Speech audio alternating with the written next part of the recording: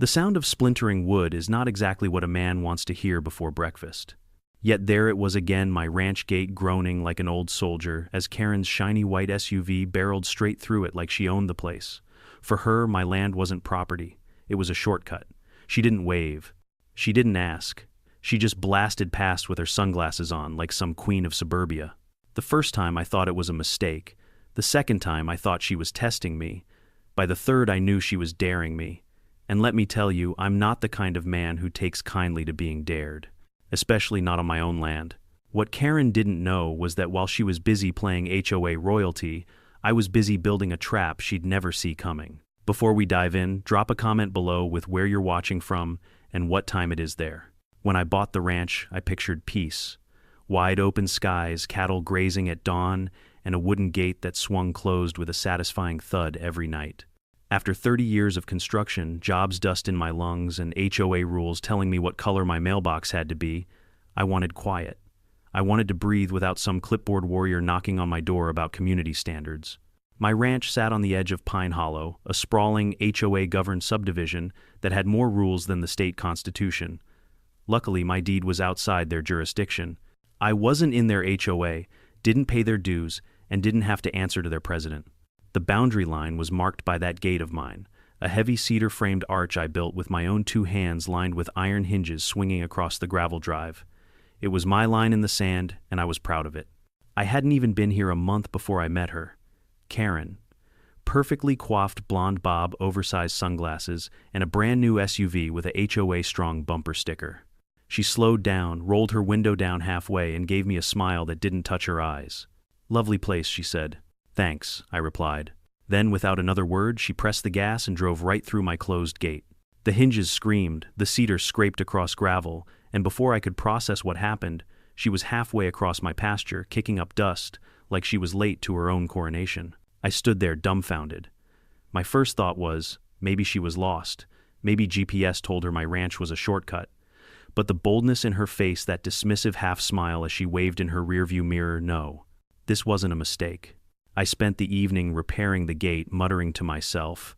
Reinforced the hinges, reset the posts, deeper in the soil.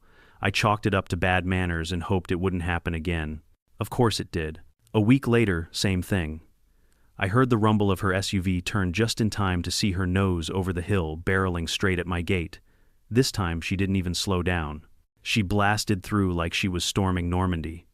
I ran out to the porch, waving my arms. "Hey, that's private property," I shouted. Her response, a laugh. She leaned out the window and shouted back community easement before disappearing down the drive. Community easement. My blood boiled.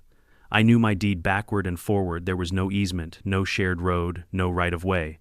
But she said it like a commandment from the Book of Karen. That night I went down to the local feed store for supplies, and wouldn't you know it, 2 old-timers there shook their heads when I mentioned her. "You got Karen driving through your land," one of them said, spitting sunflower seeds into a paper cup. "Afraid so," I replied. "Good luck with that. She runs the HOA like a little kingdom. Folks have been fighting her for years." The other chimed in. "She'll bleed you dry with fines and complaints if you ain't careful. Best to let her be." I didn't like that advice. Let her be. Let her tear down my gate every week like she owned it. Not on my land. Not in my lifetime. The third time it happened, I caught her in the act. I was stacking firewood by the barn when I heard the familiar crunch of gravel. I dropped the logs and marched out. There she was, revving her SUV right in front of the gate. She saw me and smirked. "You really ought to keep this open," she said through her rolled-down window. "This is my gate," I shot back. "My property. You're trespassing." She raised her chin lips, curling like she tasted something sour. "Don't be so selfish. This road saves me 10 minutes every morning. It's community spirit." "Community spirit," I laughed, though nothing about it was funny. "Lady, this is trespassing. You're damaging my property." Her smirk hardened. "You're new here. Maybe you don't understand. The HOA sets the rules around here. You're not above them." That was the first time I heard the word HOA, like it was some divine right, like she wore a crown because she chaired a board of busybodies. I told her to turn around. She didn't. She drove through anyway, dust spraying my boots. I repaired the gate again, but it wasn't about cedar and hinges anymore. It was about principle. Every splinter felt like an insult. Every dent was her laughing in my face. The worst part, other board members started following her lead. A couple of times I saw a convoy of HOA vehicles cruising across my land like it was their new access road. They waved at each other, waved at me like I was just the groundskeeper. One afternoon I found an envelope tucked into my mailbox. Official HOA letterhead, a violation notice. My heart sank as I read it. Dear resident, you are in violation of HOA standards for maintaining unsightly structures. The ranch gate at the entrance of your property does not conform to community aesthetics. Please remove it immediately or face fines. I nearly laughed myself sick. I wasn't even in their HOA. My land was separate, deeded, and paid for outright. But there it was, black ink on white paper, an order to tear down the very gate they kept ramming through. I drove down to the town clerk's office to double-check the records. Sure enough, I was right. No easements, no HOA oversight. My gate was mine. Still, that letter felt like a warning shot. Karen wasn't just some entitled driver. She was starting a war. And if there's one thing you learn building houses for 30 years, it's that every structure, every wall, every roof, every gate is only as strong as the man willing to stand behind it. Karen thought she could scare me with paperwork and SUVs. But I'd built more than gates in my life. I'd built foundations, and I was about to build something that would end her shortcuts once and for all. By the end of that first month, I knew my little slice of peace had turned into a battleground. Karen wasn't just using my gate, she was flaunting it. The more I resisted, the bolder she became. It started small. She'd drive through once or twice a week, usually in the mornings. Her SUV tires chewed through my gravel dust clouds, drifting over my porch like a sandstorm, but then she got brazen. Afternoons, evenings, even late at night. I'd be out back feeding my horses and hear the low growl of her engine in the distance. Sure enough, headlights would pierce through the dark, my gate swinging open like some toll booth she refused to pay. One Sunday morning, I decided to block her path by parking my old Chevy pickup right inside the gate. I figured if she wanted her shortcut, she'd at least have to look me in the eye. I sat on the tailgate, sipping coffee, waiting. Didn't take long. Dust on the horizon, then the familiar shape of her SUV barreling down the road. She slowed when she saw me, then leaned out her window with that same smug grin. "You're wasting your time," she said. "This road is for everyone." "No, ma'am," I replied evenly. "This road is for me. The deed says so." Her sunglasses glinted. "You can't own land that blocks community access. It's against the law." I nearly choked on my coffee. Against the law, I'd checked the county records twice. She was bluffing, but she did it so confidently you'd think she'd written the law herself. "I suggest you turn around," I told her. Her smirk widened. "And I suggest you move your truck." We stared at each other for what felt like a full minute. Finally, she huffed, whipped her SUV into reverse, and screeched off in a cloud of gravel. For a moment, I thought I'd won. But the very next day, I came home from town to find my gate lying flat on the ground. Posts snapped, hinges twisted like paper clips. Fresh tire tracks ran across my pasture. Karen had escalated. And now it wasn't just her. That week, I spotted at least 2 other HOA members following her lead. A maroon minivan with a Pine Hollow HOA proud decal, and a silver sedan with the board treasurer's name on the license plate frame. They rolled across my property as if it had been deeded to them personally.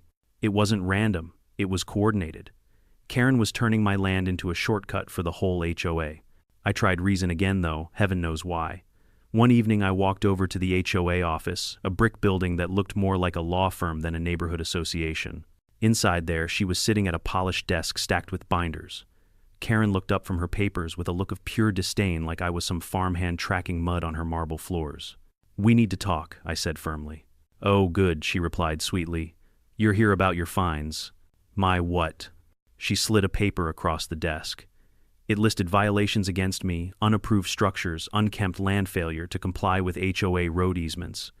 Each line came with a dollar amount beside it. Altogether nearly $3,000.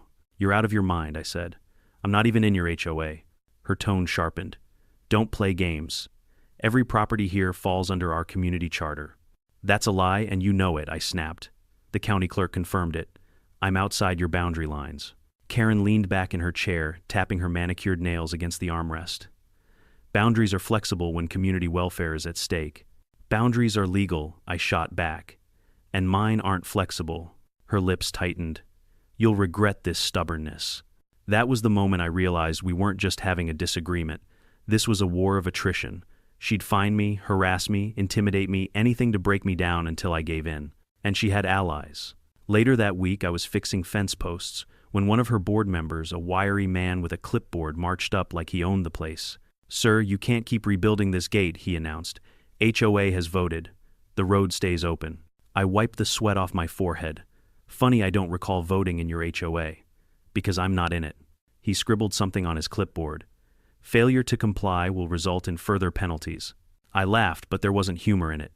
"You'll need more than a clipboard to scare me, pal." He stomped off, muttering, "Karen will handle you." And handle me she did. One night, around midnight, I was jolted awake by the sound of splintering wood. I grabbed my flashlight and stormed out. There it was again, the gate demolished. And in the distance, Karen's SUV taillights shrinking into the night. This time she didn't even bother pretending. No words, no excuses, just pure defiance. I stood in the dark fists, clenched, looking at the wreckage. The cedar planks I'd cut, the hinges I'd welded, all scattered like matchsticks. My ranch didn't feel like mine anymore. It felt invaded. The next morning, I overheard neighbors whispering at the general store. "She's been cutting through his land again. Won't end well." But nobody beats Karen. She's got the sheriff on speed dial, the county clerk in her pocket. That's when I knew I couldn't rely on law or reason. Karen wasn't going to stop because she believed she didn't have to. In her mind, the HOA was untouchable, and she was its queen. But me, I wasn't built to roll over. Years of construction had taught me that if a structure kept collapsing, you didn't patch it, you rebuilt it stronger. And sometimes you built it with steel, not wood. As I gathered the broken pieces of my gate, a thought began to take root. A dangerous thought. What if the next time Karen tried her little shortcut, she didn't just break wood? What if instead she ran straight into something she couldn't laugh off? That night I sat on my porch staring at the stars, turning it over in my head. Karen thought she was playing a game of fines and notices, but I was done playing. I was going to set a trap, and when she hit it, she'd never forget it. By now, every time I heard the low growl of an SUV engine, my pulse spiked. Karen had gotten under my skin in a way few people ever had. It wasn't just about a gate anymore. It was about ownership, respect, and whether a man's land was truly his own when someone else decided they had a right to it.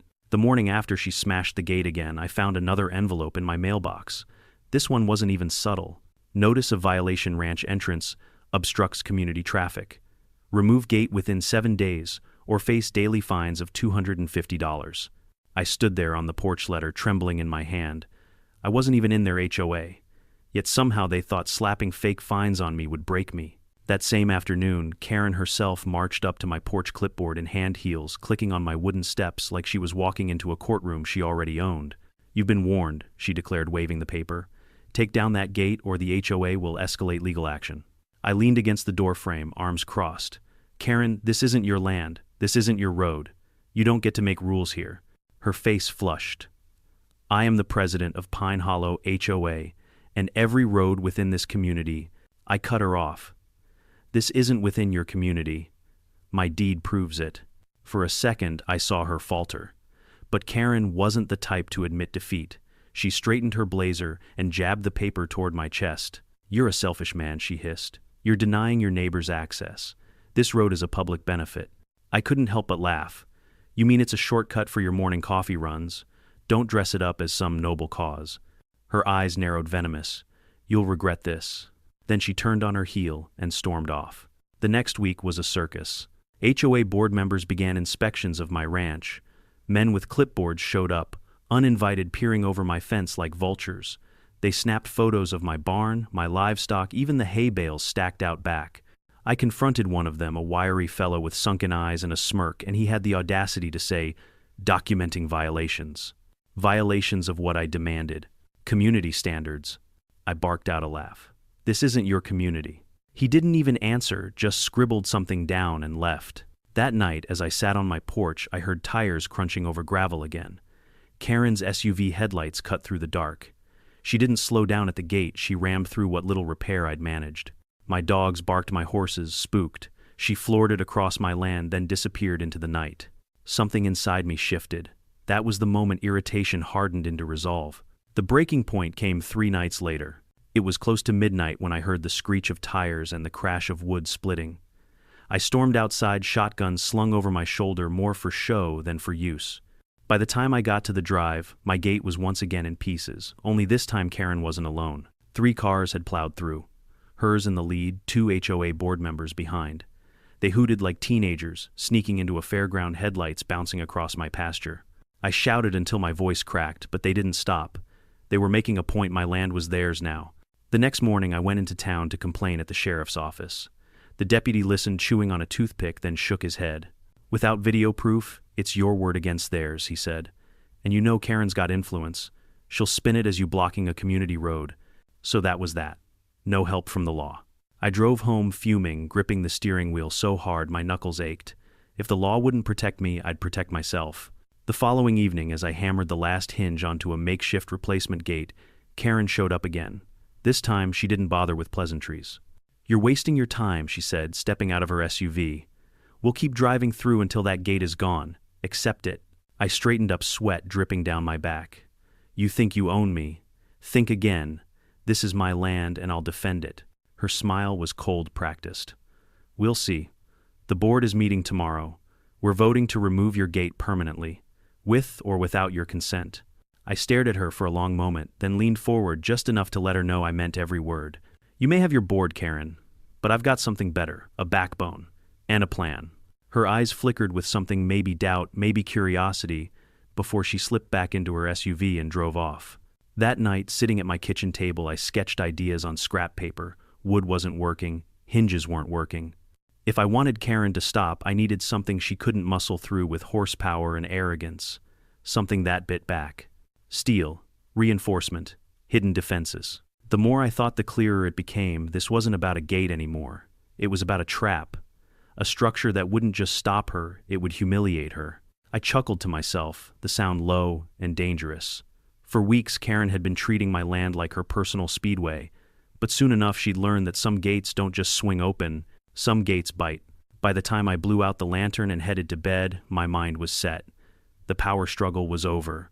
I was done reacting, done repairing. The next move would be mine. And when Karen came barreling through again, she'd discovered just how bad it feels to underestimate a man who's had enough. I woke up before dawn the next day with a clarity I hadn't felt in weeks. Enough was enough. Karen and her little HOA posse thought they had me cornered, but they'd forgotten one simple fact. I wasn't a man who gave up. I was a builder. I'd spent 3 decades on job sites, raising homes from nothing, fixing beams that had rotted through, pouring foundations that outlasted storms. If I could build a house to withstand a hurricane, I sure as hell could build a gate to withstand Karen. But this wouldn't just be a gate. This would be a trap. I started with the basic steel. Not the flimsy aluminum junk you'd find at Home Depot, but industrial-grade beams I'd salvaged years ago from a demolition job. They'd been sitting behind my barn gathering dust, but now they gleamed with purpose. Next came the posts. Instead of cedar, I drilled down and sank 6-foot steel posts into concrete footings reinforced with rebar cages. Each post could withstand thousands of pounds of force. I made sure of it. I welded crossbars, angled supports, and hidden reinforcements that turned the frame into something closer to a fortress gate than a ranch entrance. Then I layered the front with thick cedar planks so from a distance it still looked like my old humble wooden gate. But behind that rustic disguise was a wall of steel. And I wasn't done. See, stopping Karen's SUV wasn't enough. I wanted to end the shortcut once and for all. So I got creative. I dug shallow trenches just beyond the gate and filled them with tire-popping surprises, hardened steel spikes set into concrete troughs camouflaged beneath gravel. If someone tried to ram through again, the gate would hold them, and the spikes would shred their tires like paper. It was a design born of frustration but refined with precision, every measurement exact, every weld perfect. I worked through the night's lantern light, flickering against steel sweat running down my back. My dogs lay nearby, heads resting on their paws, watching as if they knew their master was preparing for battle. Neighbors passed by on the main road, curious. 1 or 2 stopped to chat. "You fixing that gate again?" one asked. "Not fixing," I said with a grin. "Upgrading." They raised their eyebrows, but no one pressed further. "Around here, you learn not to meddle in another man's feud." Of course, word got back to Karen. 3 days into my project, I caught her SUV parked just beyond the property line, engine idling. She watched me through tinted windows, cell phone in hand, likely recording. I kept working, hammer ringing against steel, ignoring her glare. Finally, she rolled down her window. "You really think you can stop progress?" she sneered. I didn't even look up. "No, but I can stop you." Her laugh was sharp, brittle. "We'll see. The board meets tomorrow. We're filing an injunction." "Good luck," I muttered, sparks flying as I welded another seam. She drove off tires, spitting gravel in protest. That night, my buddy Hank stopped by. Old rancher face weathered like leather hands, calloused from decades of fence mending. He leaned against the post watching me work. "You're playing with fire, you know that," he said. "I know. She's got the sheriff on speed dial. She'll scream harassment the second this backfires. Then I'll make sure it doesn't backfire." He studied me for a long moment, then chuckled. "Hell, I like your style. Need an extra pair of hands." Together, we finished the last reinforcements, tightening bolts, testing welds, checking alignments.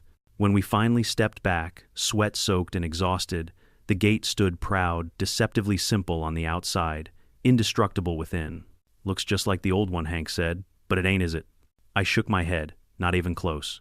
By the 5th day, the trap was complete. The gate swung smoothly on reinforced hinges, locking into steel brackets set deep into the concrete. The trenches were covered seamlessly with gravel, the spikes invisible unless you knew where to look. Even the posts were painted to match the old cedar, blending in perfectly with the ranch aesthetic. To the untrained eye, it looked like the same flimsy barrier Karen had smashed a dozen times. But to me, it looked like justice. That evening, as the sun dipped low and painted the sky in gold and crimson, I sat on my porch staring at the finished product. My hands were blistered, my back ached, but my heart was steady. For weeks, Karen had treated me like a pushover, some lonely rancher she could bully. She thought fines, threats, and SUVs made her untouchable. But she'd forgotten the oldest rule in the book: every bully eventually meets a wall they can't knock down. And tomorrow, when she came roaring through again, she'd find out just how hard that wall could hit back. I leaned back in my chair, dogs at my feet, and whispered to the quiet evening air, "Come on, Karen, I'm ready." The trap was set. All I had to do now was wait. And if there was one thing I'd learned about Karen, it was that patience wasn't one of her virtues. She couldn't resist proving herself. She had to win, had to show dominance. Sooner or later, she'd come barreling through my land again. It didn't take long. On a bright Saturday afternoon, the sound came. The low, throaty growl of her SUV rolling down the road, louder and louder, until the gravel trembled beneath her tires. I set down my coffee cup on the porch rail, leaned back in my chair and watched. There she was. Perfect hair, oversized sunglasses, jaw set with that smug determination I'd come to know too well. Behind her followed 2 other vehicles, the HOA treasurer's maroon minivan and another board member's sedan, a convoy of arrogance. Karen didn't slow down, not one bit. She revved harder, speeding up as though the very act of smashing through my gate gave her power. I held my breath as her SUV closed the distance. Then it happened. The moment her bumper hit the gate, refused to budge. Instead of splintering like before, it stood unshaken, anchored into its steel core. The sound was like a gunshot metal against metal, the echo of finality. Her SUV jolted violently. The front end crumpled with a sickening crunch. Airbags exploded, white smoke puffing out of the windows. Tires shrieked against gravel as momentum carried her forward another foot before the reinforced steel held her like a fly caught in amber. And then came the spikes. As her rear tires skidded over the disguised trench, the steel teeth bit deep, ripping rubber apart with a sound that made me wince even from the porch. Pop, pop, pop. Within seconds, her SUV sagged forward on shredded wheels, hissing like a wounded animal. The convoy behind her screeched to a halt, too late to save her. The minivan swerved into the ditch, fishtailing before stalling out. The sedan braked hard, horn blaring, narrowly avoiding piling into her bumper. Dust settled over the scene, hanging in the summer air like smoke after a battlefield skirmish. For a long moment, everything was silent. Then the screaming began.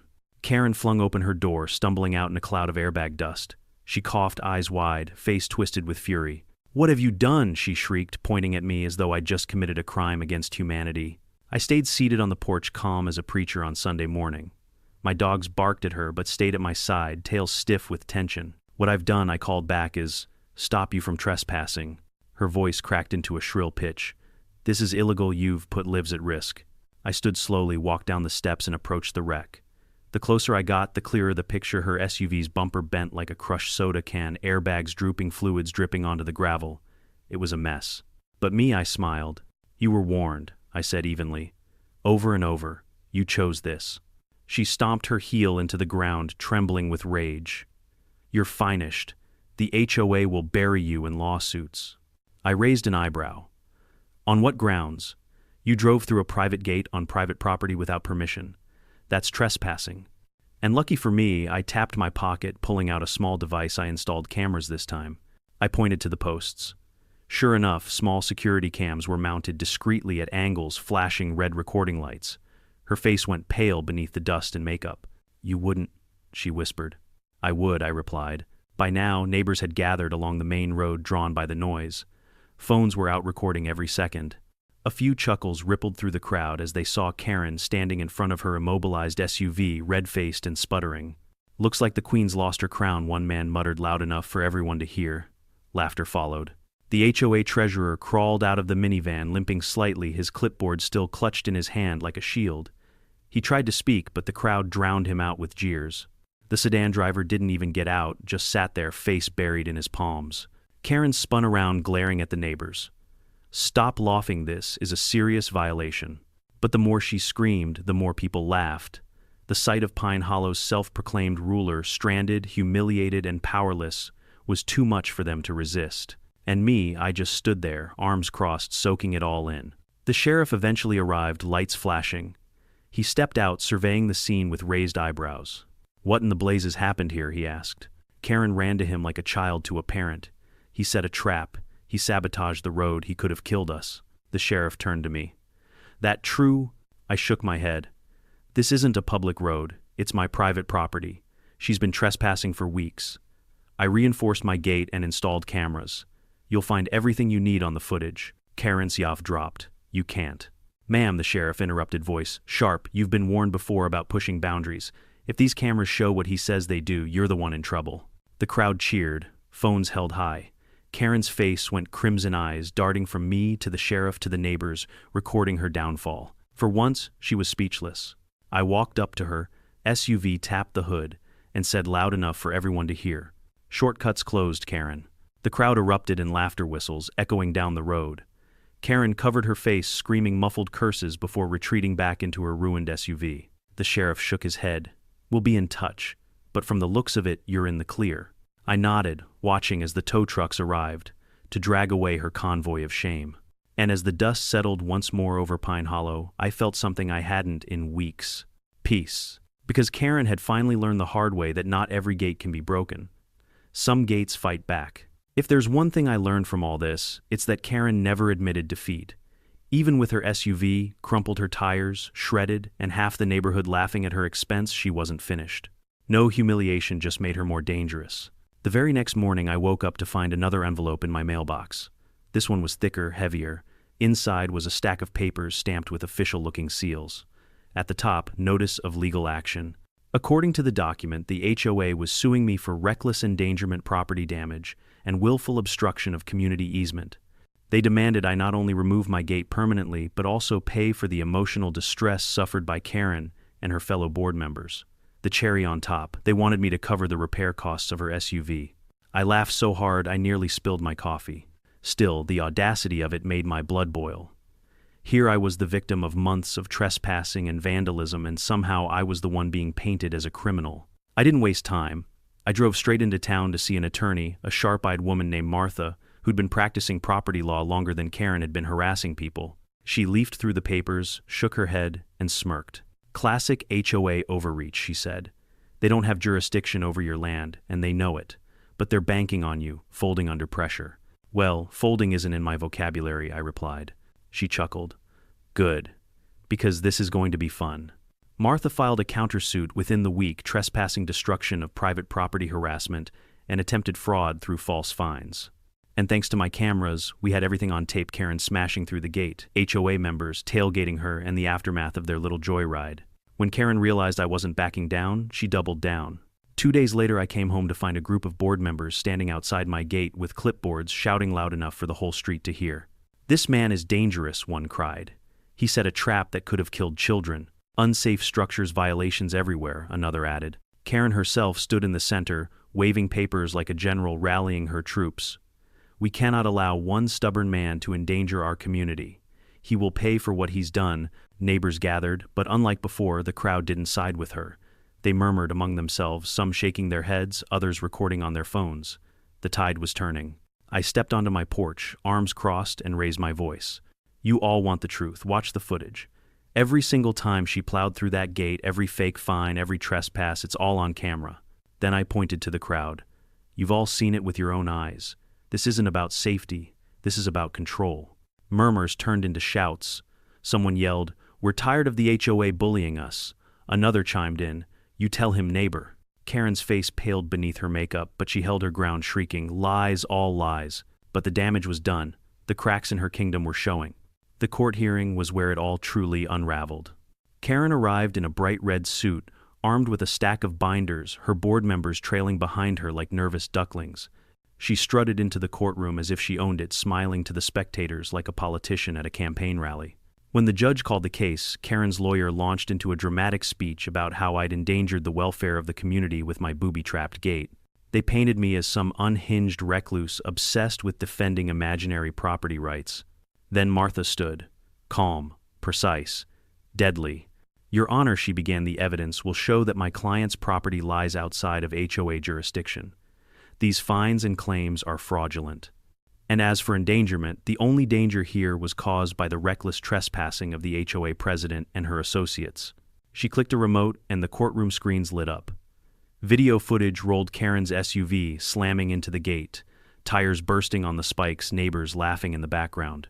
Then the earlier clips played every time she rammed through every arrogant smirk, every shouted, "Community easement." By the end, the courtroom was buzzing. Even the judge raised an eyebrow, unimpressed with Karen's antics. When Karen herself was called to testify, she melted down. "I am the president," she screamed at one point, pointing at me. "He can't defy me. He can't defy the HO." The judge slammed his gavel. "This is a court of law, not your board meeting. Sit down." Her credibility was shredded in seconds. The ruling came swift and sharp. The court dismissed the HOA's claims entirely. Instead, the judge ordered the HOA to pay damages for trespassing and property destruction. Karen herself was fined for harassment and reckless driving. And as the cherry on top, the footage was admitted into the public record, meaning it could be requested and leaked, which it was. Within a week, clips of Karen's SUV slamming into my gate went viral on social media. The internet had a field day. Memes sprouted up overnight, HOA Karen versus the gate of justice. One clip even got edited with dramatic music freezing on her shocked face as the caption read, "You shall not pass." The humiliation was complete. Back in Pine Hollow, the fallout was brutal. Neighbors who had long been silent finally spoke up. Stories of Karen's bullying poured out bogus fines, threats, intimidation tactics. Board members resigned one by one, unwilling to sink with her ship. By the month's end, the HOA's reputation was in shambles, its funds drained by legal fees, and Karen was left isolated, her power gone, her influence shattered. And me, I sat on my porch one evening watching the sun sink behind my newly indestructible gate, sipping coffee with the sweet taste of victory. The war wasn't just won, it was exposed. After the dust of the courtroom settled, Pine Hollow felt like a different world. For the first time since I'd moved in, my mornings were quiet. No rumble of Karen's SUV. No convoy of HOA board members treating my ranch like their personal freeway. Just the wind in the grass, the soft nicker of horses, and the creak of my porch chair as I sipped my coffee. It felt like peace, the kind of peace I dreamed of when I bought this land. But as sweet as the silence was, I knew better. With people like Karen, silence wasn't surrender, it was regrouping. So I stayed vigilant. Weeks passed, though, and the most I saw of her was a blur of blonde hair as she slunk into her house, avoiding the neighbors' eyes. Word was spreading fast. Folks in Pine Hollow whispered about her fall from grace. The once untouchable HOA president had been reduced to a cautionary tale, her name muttered with equal parts scorn and amusement. I thought maybe, just maybe, she'd finally learned her lesson. Then one afternoon, a certified letter arrived. It was from Karen. She was offering a settlement if I agreed to take down my menacing gate and allow limited community passage. She'd drop any remaining complaints. She even dressed it up in polite language, all about moving forward and healing divisions. I laughed out loud. Healing divisions. After everything, she wasn't trying to heal anything. She was trying to claw back control. So I wrote her a response. A single page, 2 sentences. There is no community easement. I own the road. And I have the deed to prove it. See, here's the twist. All this time, while Karen was filing bogus fines and screaming about community rights, I'd quietly gone back through county records. And not only did I confirm my ranch stood outside HOA jurisdiction, I discovered something else. The road she loved so much, the shortcut she claimed as community property, it wasn't even listed as public. It was mine. Deeded to me, paid for in full. Karen and her board had been trespassing on my private road. Every dollar she spent on lawsuits, every ounce of energy she wasted trying to dominate me, it all crumbled with a single document. I'd been holding on to that knowledge like a loaded gun, waiting for the right time to reveal it. And now the time had come. When Karen received my response, the meltdown was immediate. She stormed onto my property one last time, waving the letter like a flag. "This is fraud," she screamed, her voice echoing across the fields. "You can't own that road. It's for the community." I walked calmly to the edge of my porch, folded arms resting on the railing. "Check the records, Karen. County clerk's office. Deeds in my name. Always has been." Her face twisted, eyes wide with disbelief. She sputtered like a car with no gas. That's impossible." "No," I said. "What's impossible is you ever setting foot on this road again. Consider yourself trespassed." Neighbors had gathered again, phones in hand, recording every word. And when Karen realized she was outnumbered, out-recorded, and out of power, something in her broke. She let out a strangled scream, stomped her heel into the dirt, then spun around and stormed off for the last time. From that day forward, Karen never drove through my gate again. The HOA, stripped of its tyrant leader, limped along quietly, its remaining members more interested in trimming hedges than bullying ranchers. And me. My ranch finally became the sanctuary I'd imagined. The gate stood tall, stronger than ever, guarding not just my land but my dignity. Every time I walked past it, I smiled. Not just because I'd won, but because I'd done it the right way. I hadn't stooped to Karen's level of intimidation and lies. I'd built something unbreakable, stood my ground, and let the truth do the rest. Sometimes justice doesn't arrive in the form of sheriffs or judges. Sometimes it comes in the shape of a gate that refuses to fall, no matter how many times. Arrogance tries to break it down. And for me, that was the sweetest victory of all. Looking back now, I realize this story wasn't just about a gate, or an SUV, or even a woman named Karen. It was about boundaries and the courage it takes to defend them. Life will always have people like Karen. Folks who think rules don't apply to them, who try to push past your lines, laugh at your warnings, and act like your no means nothing. They'll test your patience. They'll push and push until you either break or you build something stronger. I chose to build. And that's the lesson I want to leave with you. In life, your gate might not be made of wood and steel. It might be your time, your energy, your dignity, or your peace of mind. But whatever it is, don't let anyone trample through it just because they think they can. Set your boundaries, reinforce them, and when someone refuses to respect them, don't back down, because at the end of the day, respect isn't given, it's earned, and sometimes you have to demand it. So, I'll ask you this, what's the gate in your life that you need to protect? Drop your answer in the comments. And if you enjoyed this story, hit that subscribe button, because trust me, there are plenty more HOA battles, Karen dramas, and tales of sweet, sweet revenge coming your way.